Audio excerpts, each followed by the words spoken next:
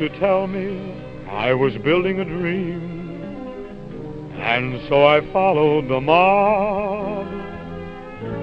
The Great Depression from 1929 to 1939 was the deepest and longest-lasting economic downturn in the history of the Western industrialized world. The First World War had brought prosperity to farmers and a land boom to boot. Prices for land jumped sky high overnight. A few years later, as prices dropped, the land purchased on credit became a detriment. Along with closing banks, loss of personal income, and credit problems, the exaggerated effect of 4 years of drought came at the same time. Stevens County and America were in a Great Depression and the Dust Bowl of what came to be called the Dirty 30s. Once I built a railroad.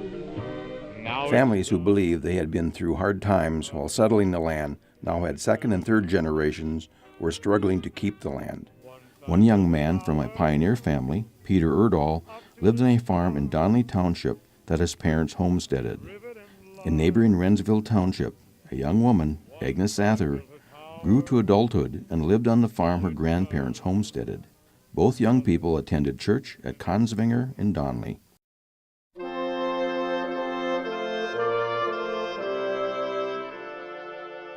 On December 26, 1931, they were in attendance at the Sunday School Christmas program, with Agnes sitting in the pews with the girls and Peter sitting with the boys.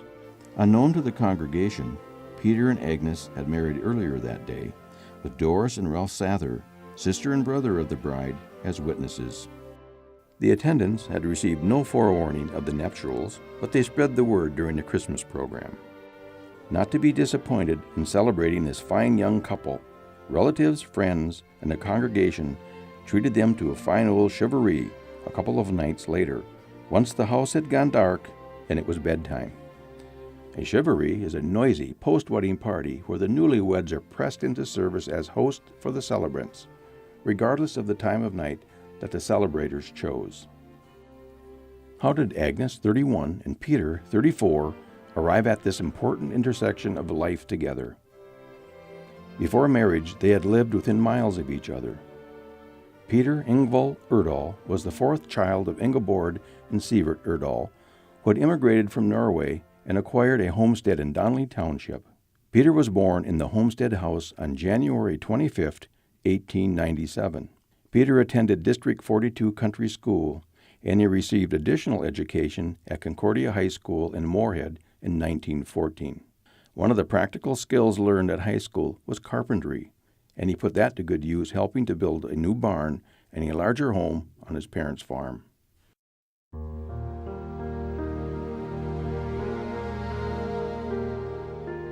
Agnes Harriet, first child of Jenny and Charles Sather, was born on August 4, 1900.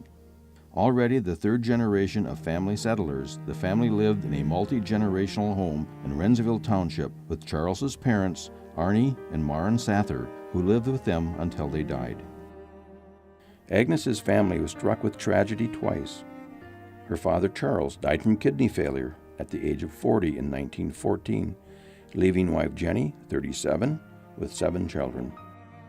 As the oldest child, Agnes, at 14, became the primary caregiver for her younger siblings and her mother, who became an invalid and who died in 1926. Agnes was 26 years old when her mother died, with orphan siblings ranging from the twins, age 16, to her next oldest brother at 24. Fortunately, Agnes had ambitions for a good education.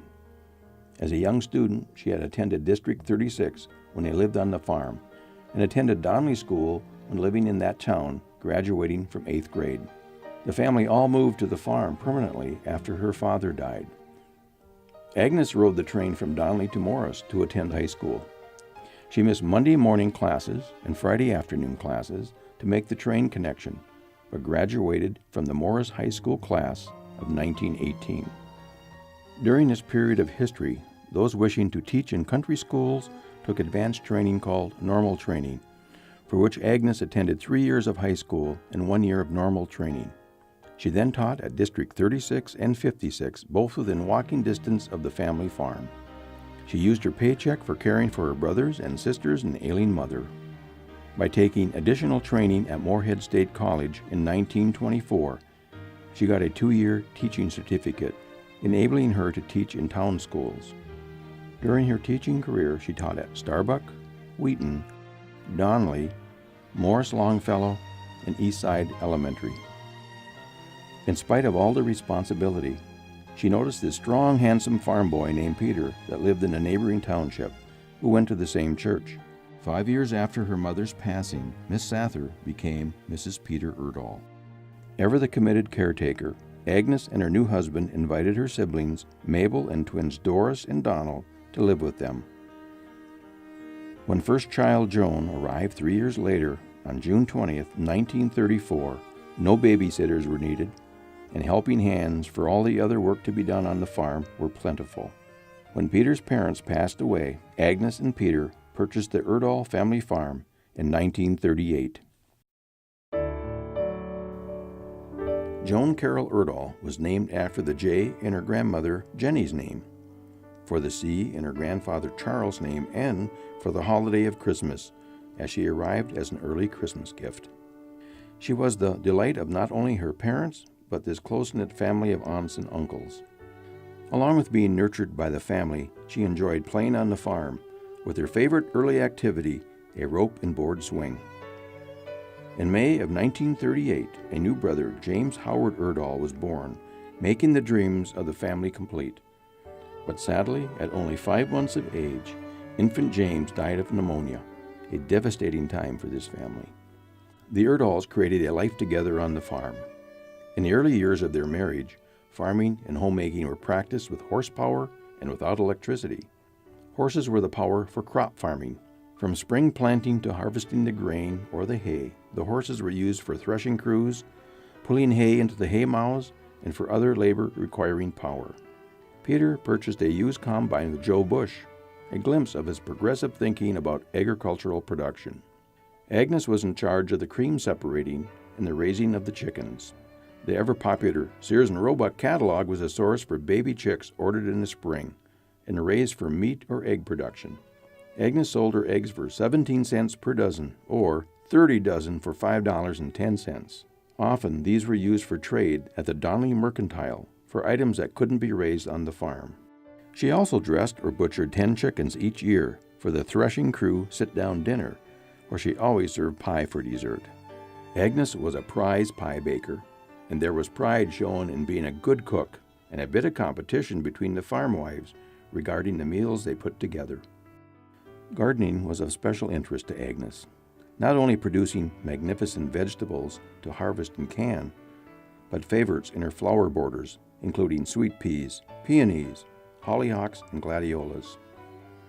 For recreation, Agnes played the organ, a family tradition, and often accompanied soloists for weddings and programs or funerals at Consvinger Church.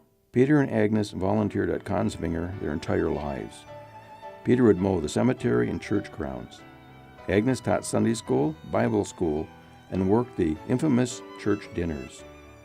At Christmas time, the church would host traditional Scandinavian lutefisk dinners, and on the 4th of July, Consvinger chefs served 500 fried chicken dinners. Every Sunday, the church pastor and his family came to the Erdahls for dinner after church services.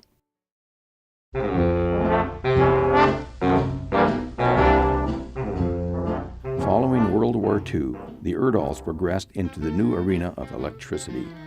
From darkness to light, a campaign of the AgriLight Regional Board headquarters in Benson, Minnesota, provided a whole new way to do business in the rural areas.